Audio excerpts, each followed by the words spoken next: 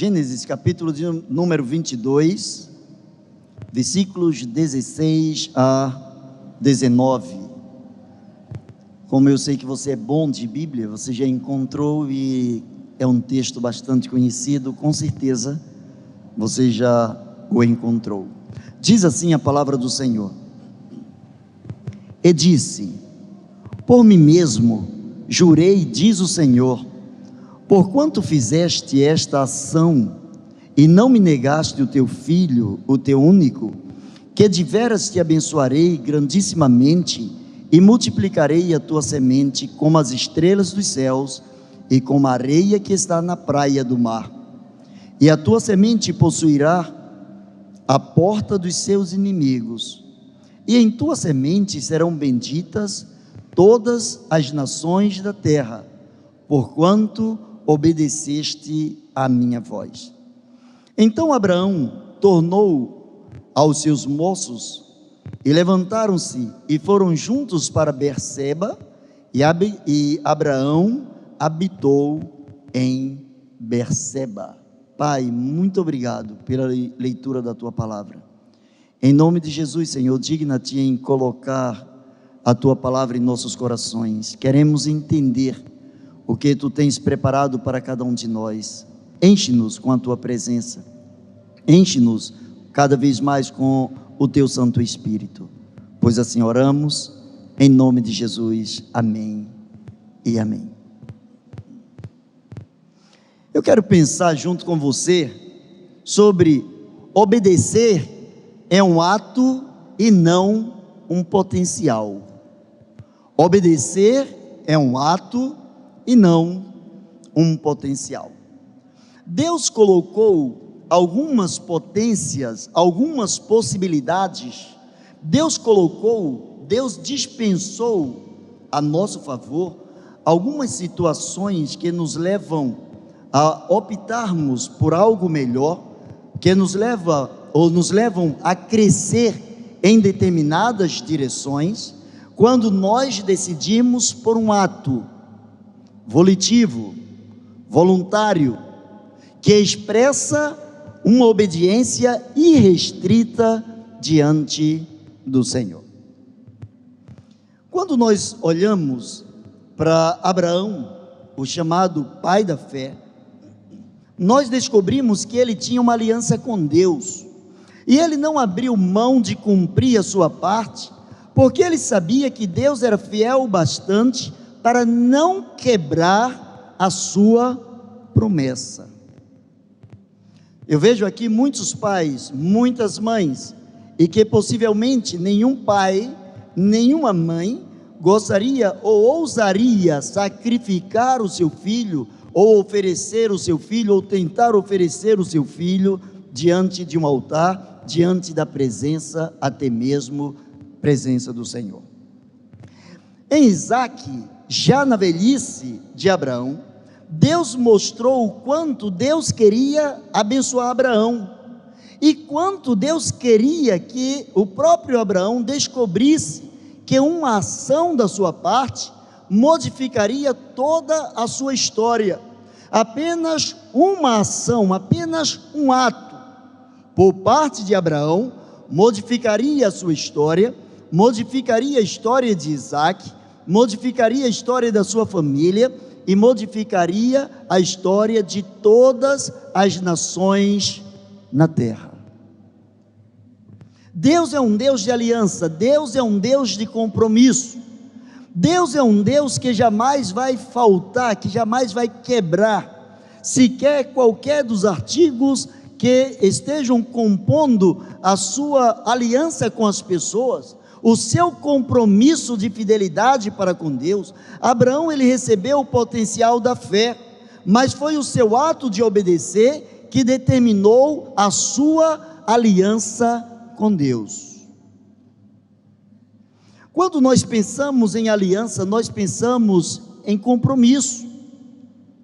Quando um homem e uma mulher se casam, eles assumem um compromisso, eles assumem uma aliança. Por isso que esse anel que é colocado no dedo, ele tem o nome de aliança, ele é conhecido como aliança. Ele representa um compromisso. Ele representa, antes de tudo, um compromisso entre duas pessoas que, de forma volitiva, de forma pessoal, resolveram se entregar uma à outra, resolveram viver em função de um compromisso que assumiram na presença de Deus, diante de um celebrante, seja ele um clérigo, seja ele um juiz de paz, seja ele quem venha a ser ou quem tenha sido este celebrante.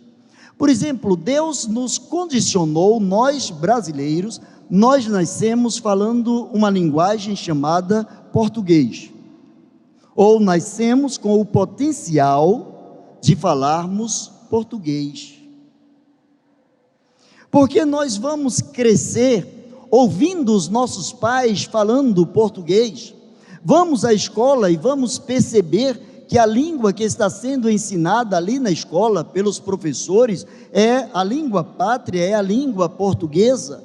Nós vamos sair na rua e nós vamos ouvir claramente o português, nós vamos ligar a televisão, o rádio, e nós vamos de uma forma assustadora, ouvirmos de uma forma demasiada, o tempo todo, nós vamos ouvir o português. Esse, portanto, é o potencial, é a instância, é a situação em que nós somos colocados. O potencial é, antes, toda a probabilidade que nós temos de desenvolver determinadas coisas, determinados pensamentos, crescer em determinadas direções, diante de algo que já nos fora dado antecipadamente. Contudo, se você que fala português estiver de boca fechada, estiver calado, como todos estão agora, vocês não estão exercendo o ato de se comunicar em português. Você tem o potencial, mas o ato, você pratica ou não por uma decisão, por uma questão, no caso de Abraão, uma questão de obediência. Quando nós olhamos a física diz que não existe o frio. Às vezes nós encontramos algumas pessoas aqui tremendo um pouco de frio, com um pouco de frio, e a física diz que não existe o frio. A física diz que existe ausência de calor. O frio, portanto, não existe, desde que o calor esteja presente. A física diz que as trevas também não existem. O que existe é a ausência de luz. É por isso que, se escurecermos todo esse santuário, se apagarmos todas essas lâmpadas, naturalmente a negritude e as trevas vão habitar aqui. Mas se alguém ligar o seu celular, se alguém ligar a lanterna do seu celular, ou uma vela, ou alguém acender um fósforo, essa luz será perceptível. E, portanto, as trevas, elas não conseguem conter a presença da luz. A luz é, portanto, um ato que, em meio a um sistema, em meio a uma potência, ela se firma, ela se manifesta e ela agrada as pessoas, gerando vida, gerando satisfação. A falta de um gesto de obediência por parte do ser humano impede que haja uma transformação no estado de potência para o ato. Se não ligarmos nenhuma luz em meio a uma escuridão, nós não transformaremos o ambiente. O que a palavra de Deus está mostrando através de Abraão é que Abraão, ele teve coragem de assumir um ato. Ele assumiu uma determinada postura, e essa postura, essa sua ação, esse ato manifesto pela vida deste servo do Senhor, mudou toda a sua história, e segundo a promessa do Senhor, a história de todas as nações descendentes de Abraão. Abraão, ele decidiu ser fiel a Deus. Abraão não nasceu com toda a fé que ele exerceu durante a sua vida. Ninguém nasce com toda a fé. A fé é, antes de tudo, algo que é desenvolvido. E a fé ela é desenvolvida em meio aos problemas, aos caos. Ela é desenvolvida em meio às inseguranças, aos vacilos, às subidas e descidas, às oscilações da vida. E nessa manifestação de altos e baixos, nós começamos a desenvolver, nós começamos a desempenhar a nossa fé. Assim como Abraão, nós também nascemos com o potencial de crermos em Deus.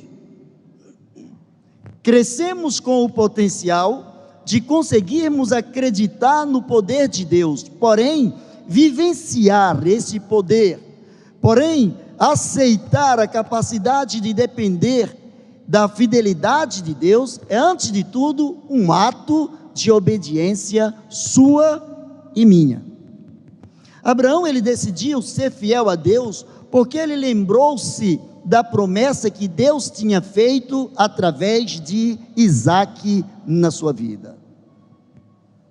Com certeza não foi fácil para ele subir a montanha, levar o seu filho, não falar para ninguém, não falar para os seus empregados, não falar para a sua esposa, muito menos falar para o seu filho o que ele estava disposto a fazer, mas ele decidiu acreditar que Deus era fiel, porque antes de levá-lo ao ponto mais alto daquele monte, ele viu que, dentro das suas possibilidades, ele não tinha condições de gerar um filho, sendo Sara de 90 anos, ele descobriu que a sua capacidade humana não era razão suficiente para a sua fidelidade, para a sua felicidade, e por conta desta razão não está pautada na sua humanidade, ele recorre a Deus e decide, tem a ação, pratica o ato de confiar inteiramente no Senhor. Ele saiu do potencial da fé para o ato da obediência. Há muitas pessoas que dizem: eu tenho fé em Deus, eu tenho fé em Deus, eu só acredito em Deus, é somente em Deus que eu creio. Ótimo, isso é o potencial. Mas esse tipo de fé não move montanhas, esse tipo de fé não cura, esse tipo de fé não modifica, esse tipo de fé não gera experiência com Deus. O tipo de fé que gera obediência é aquele em que nós decidimos. Não é Deus quem decide o quanto você vai ter de fé,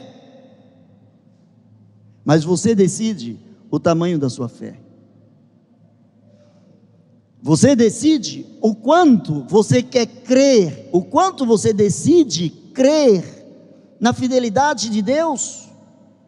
Abraão começou a trazer à sua memória o que até alguns anos atrás era simplesmente impossível, não simplesmente improvável, mas impossível. Uma mulher aos 90 anos gerar um filho, um homem aos 100 anos gerar um filho, mas ele acreditou, ele decidiu acreditar que o Deus que dá não toma, o Deus que entrega, ele se prontifica a abençoar aquele a quem ele concedeu determinada graça, determinado poder, determinada experiência. Abraão também decidiu acreditar, ele decidiu acreditar não somente na fidelidade de Deus, mas ele decidiu também ser fiel a Deus. Ele sabia que Deus era fiel. Essa história que algumas pessoas contam, que Deus nos prova para saber o tamanho da nossa fé, isso não cabe dentro do conceito do Deus Todo-Poderoso, Criador e Sustentador do universo. Deus não precisa me provar para saber o tamanho da minha fé, Ele é onisciente. Ele não precisava testar nem provar Abraão para descobrir o tamanho da fé de Abraão. Ele já conhecia o tamanho da fé de Abraão, só que Abraão não conhecia a solidez da sua fé. Abraão passou durante muitos anos aprendendo de Deus, que havia uma promessa sobre a sua vida. Abraão se acostumou alguns anos depois com a realização da promessa de Deus, quando ele viu nascer o seu filho, quando ele viu Isaac, pegou Isaac no seu colo, viu Isaac crescer, e agora ele precisava solidificar a sua fé. Era ele que precisava descobrir o tamanho, a robustez, a altura, a largura, a profundidade da sua fé. Ele precisava descobrir o quanto ele estava disposto a obedecer a Deus, o quanto ele estava disposto a ser fiel a Deus, porque ele sabia que do outro lado do compromisso, do outro lado da aliança, existia um Deus todo-poderoso que jamais quebraria a sua aliança com nenhum ser mortal. É interessante que, quando nós olhamos a palavra de Deus, nesse mesmo capítulo, nós vamos encontrar a palavra de Deus dizendo que Abraão subiu com alguns dos seus empregados, subiu com seu filho, subiu com a lenha, subiu com o fogo, subiu com o cutelo, subiu com tudo que precisava para um sacrifício. Mas chegou um momento, na vida do ser humano, um momento ímpar, em que ninguém pode acompanhar a sua fé. Há um momento em que ninguém pode acompanhar a sua fé. Ele olhou para os seus empregados e disse assim: fiquem aqui com os animais. Eu e o garoto subiremos, adoraremos, e depois de termos adorado, nós voltaremos. Ele sabia, ele era o único ser humano, era a única pessoa no universo, além de Deus, que sabia o que Deus havia pedido para ele fazer. Ele sabia que Deus mandou que ele mesmo com as suas mãos estivesse tirando a vida do seu filho, que estivesse sacrificando o seu filho, estivesse matando o filho que era tido como filho da promessa.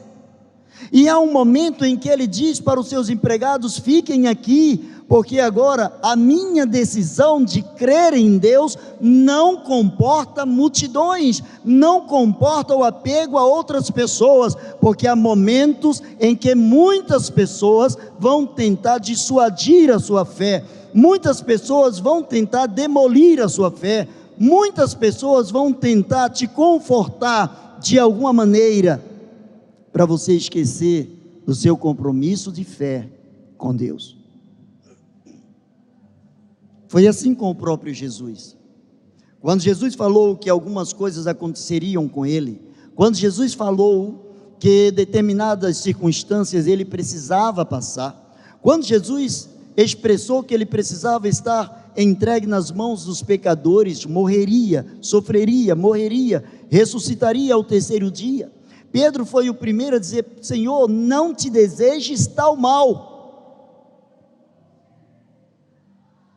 Às vezes nos encontramos com pessoas que no afã, no desejo de nos colocar para cima, puxam a nossa fé para baixo.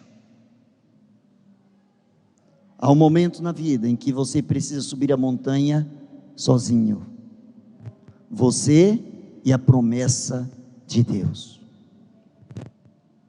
Há um momento na vida do ser humano que não comporta multidões. Jesus tinha 12 apóstolos, era costume dele orar com os 12, mas tinha 3 que ele puxava sempre para perto dele, para orar um pouco mais. Todos nós temos pessoas que nos ajudam a crescer espiritualmente, pessoas que nos incentivam, pessoas que servem de combustível, pessoas que nos levam a um crescimento, pessoas que por vezes geram vida em nossas vidas, que nos discipulam pelo seu próprio modo de ser, de se vestir, de viver, de pensar, de falar. Mas quando nos encontramos na presença de Deus, nenhuma dessas pessoas podem nos levar mais perto de Deus do que a nossa decisão de sermos fiéis. Abraão olhou para os seus os seus empregados e disse: quando tivermos adorado, nós voltaremos. Abraão descobriu que quando se sobe à presença do Senhor com um propósito ímpar, Deus sempre proverá para si o cordeiro. Não é a lógica humana. Se ele dissesse: Deus mandou sacrificar o meu filho, com certeza apareceriam tantas pessoas tentando tirar isso da sua cabeça. Você está ficando maluco, você não entendeu muito bem. Existem coisas, existem segredos de Deus para a alma do ser humano, que só podem ser compartilhadas com o próprio ser humano, que não dá para dividir, que não dá, seria algo espiritual de uso exclusivo, pessoal. É algo que Deus dá para vivermos de uma forma ímpar.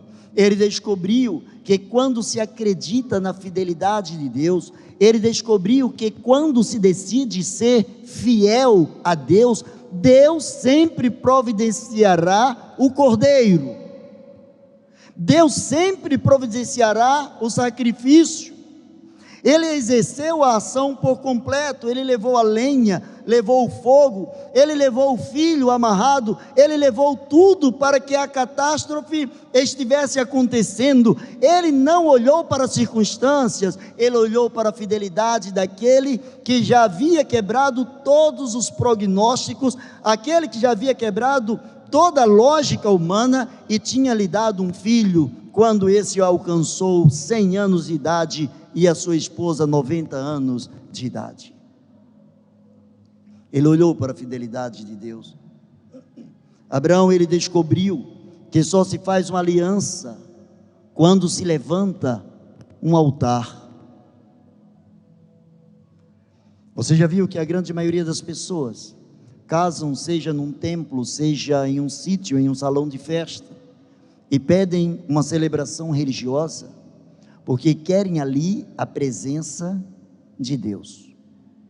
Abraão, ele descobriu que só se faz aliança quando se levanta um altar. E o altar serve para quê? Para receber o sacrifício. O altar é para receber o sacrifício.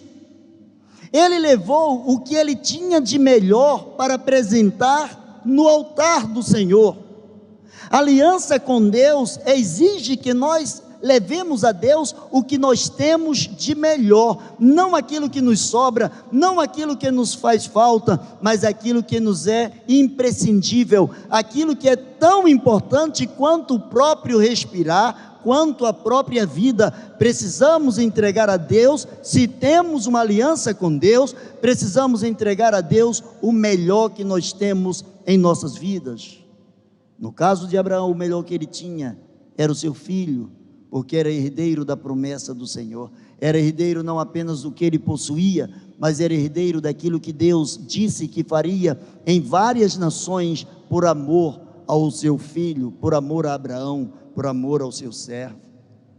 Ele descobriu que só se faz uma aliança levantando um altar, porque diante do altar ele colocou toda a sua confiança em Deus. Aquele carneiro não veio do céu. De onde ele veio a Bíblia não diz, mas não creio que um anjo jogou um carneiro ali de última hora. Não foi um plano B, aquele carneiro Deus fez, Deus conduziu aquele carneiro para estar ali, junto ao altar, só que ele não podia ver, porque a aliança com Deus exige fé, e diz a palavra de Deus através do escritor aos Hebreus, que a fé é a certeza daquilo que esperamos, é a convicção de fatos que nós não podemos ver.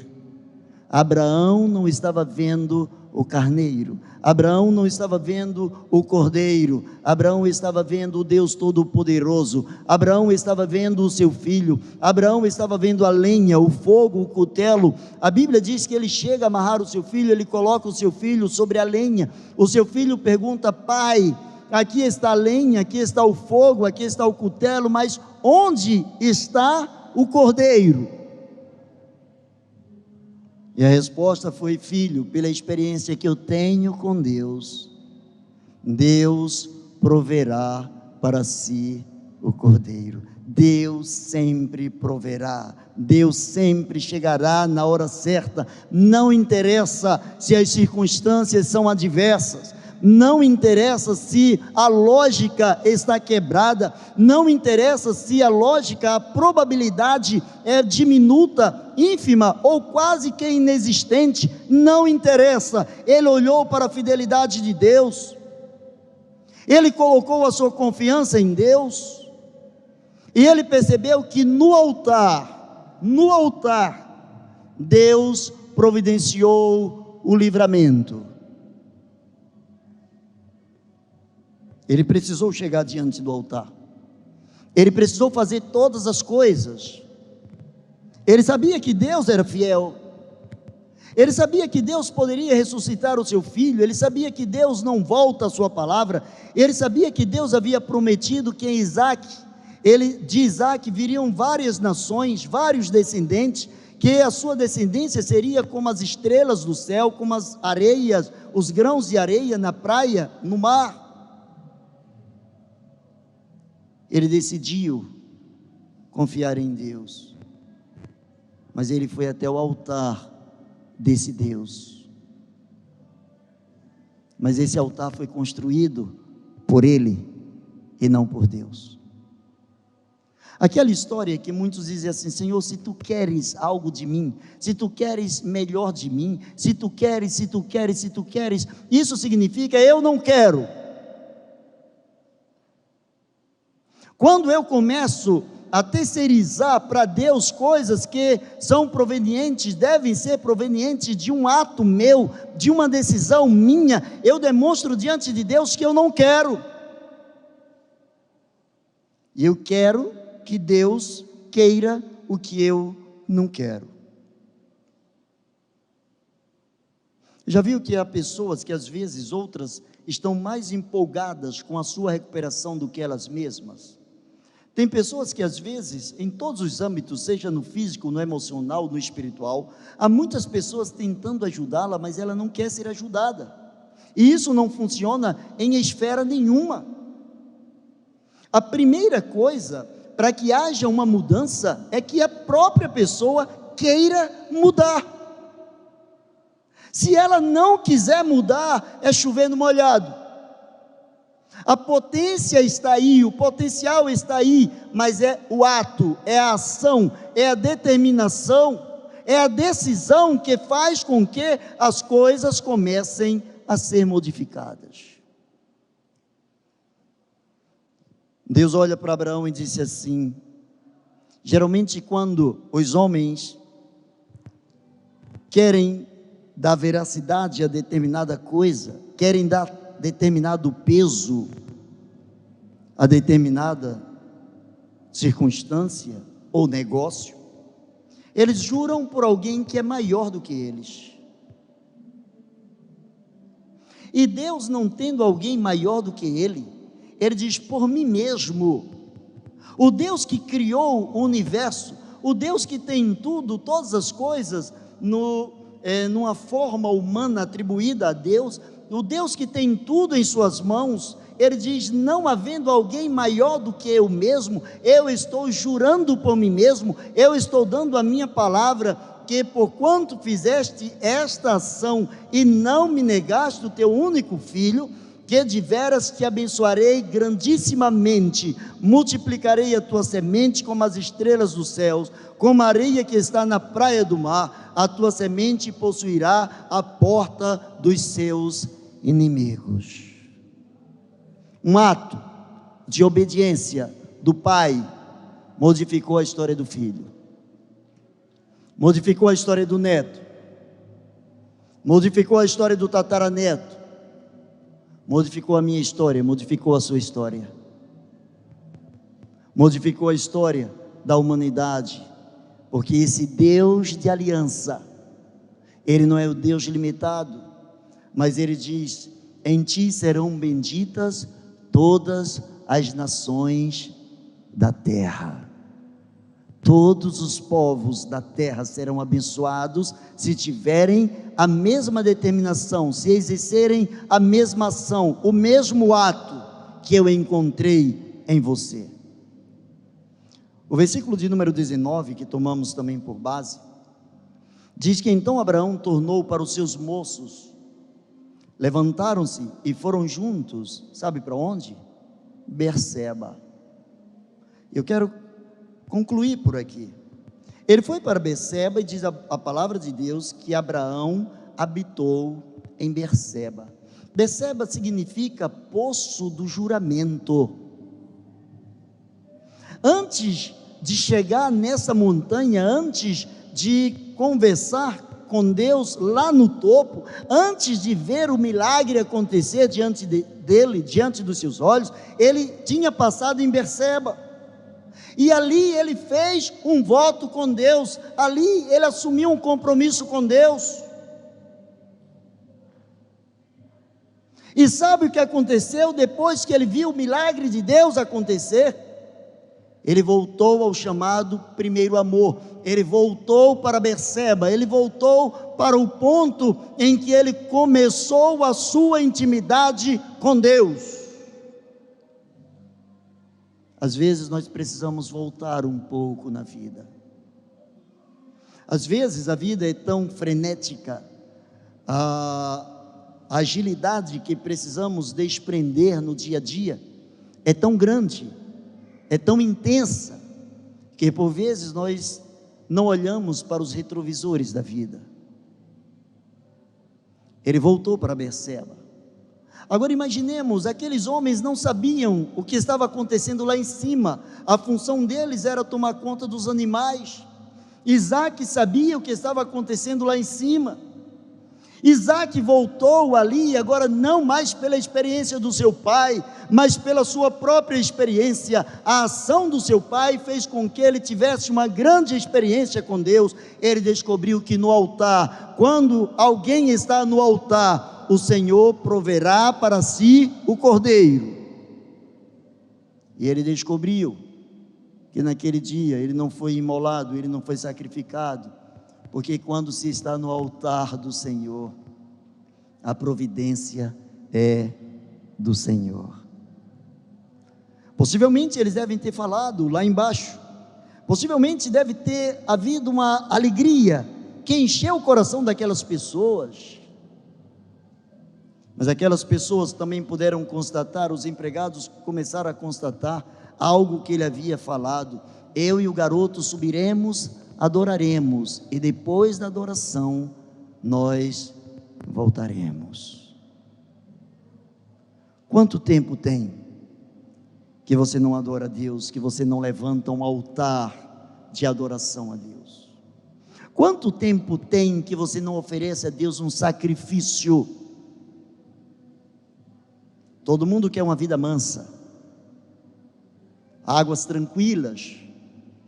Todo mundo quer aquela parte do Salmo que diz: refrigera minha alma, guia-me pelas veredas da justiça, por amor do teu nome. Muitos poucos querem passar, ainda que eu andasse pelo vale da sombra da morte, ali será o meu altar, porque eu sei que tu estás comigo, a tua vara e o teu cajado me consolam. Mas para concluir, Deus nos dá o potencial de acreditarmos nele, mas é o ato de confiar, a determinação de confiar, a decisão de confiar de cada um de nós, que faz com que céus e terra se modifiquem em nosso benefício. Para crer em algo maior, relembre sempre das bênçãos do passado. Como a mente humana tem a capacidade de sempre estar relembrando as coisas ruins, desagradáveis. Quantos gatilhos são acionados na vida e nós nos lembramos de coisas ruins, de coisas que nos fizeram ou nos deixaram de fazer. Como a mente humana ela é má, como ela retrata, como ela guarda as coisas amargas. Dizemos que não gostamos de determinadas coisas, mas potencializamos essas coisas porque lembramos destas coisas constantemente e nos esquecemos da palavra do Senhor. Quero trazer à memória o que me pode trazer esperança. Quero trazer à memória que as misericórdias do Senhor são a causa de não sermos consumidos pelo ato de Deus renovar a cada manhã as suas misericórdias, e essas misericórdias não têm fim. Deus cria uma atmosfera onde nós temos uma potência, mas somente nós podemos fazer a potência se transformar em ato, quando decidimos obedecer ao ponto de sacrificar a Deus o que nós temos de melhor. O que temos de melhor. Baixe a sua cabeça. Quero convidar você a subir com o Senhor esta montanha nessa noite. Quero convidar você nessa noite a sacrificar o que existe de melhor na sua vida ao Senhor. Quero convidar você a lembrar das coisas boas, grandes, agradáveis, terrivelmente ímpares, milagrosas que aconteceram na sua vida. Faça como Abraão, suba o monte, faça um altar de adoração ao Senhor, acreditando que aquele que no passado estendeu a sua forte mão sobre a tua vida, é o mesmo que proverá no altar, o livramento da tua vida, da tua história, o mesmo que encontrará o Cordeiro no altar. Pai bendito, em nome de Jesus, somente no nome de Jesus, o Cordeiro de Deus, que tira o pecado do mundo. Ó Deus, nós não vimos o teu Filho aqui na terra, mas nós cremos que esse Cordeiro um dia estava ali preso, amarrado, pregado na cruz, não apenas no arbusto, mas numa cruz, porque, ó Deus, ali, no sangue de Jesus, nós queremos construir o nosso altar de adoração, nosso altar de quebrantamento diante da tua face. Ó Deus, cada pessoa que está falando contigo, cada um que está elevando a ti o seu pensamento em oração, em nome de Jesus, estende a tua mão de poder, cura, Senhor, providencia, Senhor, na vida de cada um o milagre, providencia, Senhor, o Cordeiro que tira o pecado do mundo, em nome de Jesus. Refrigera, Senhor, as nossas vidas, nossas almas, enche-nos com a alegria do teu Santo Espírito. Assim te adoramos e o fazemos, em nome de Jesus, amém e amém. Deus abençoe você.